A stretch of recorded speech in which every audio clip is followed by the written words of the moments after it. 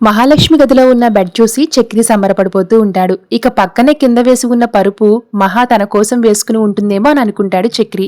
రేపు మహా ఒప్పుకున్న తర్వాత శోభనానికి ఇలాంటి పరుపే కొనాలని ఊహల్లో తేలిపోతూ ఉంటాడు.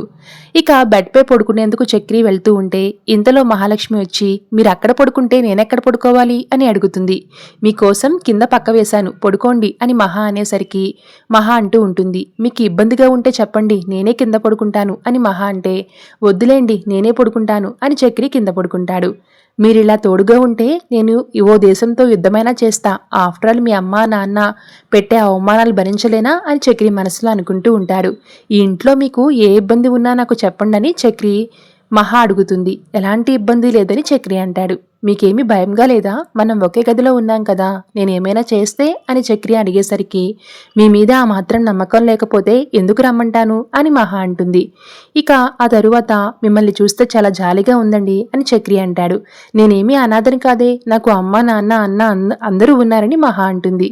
అదే నేను చెప్పేది, మీకు ఇక్కడ అన్ని వసతులు ఉన్నాయి, మా ఇంట్లో ఏమీ లేవు, మీకోసం ఏసీ పెట్టించాలని అనుకుంటున్నాను అని చక్రి అంటాడు.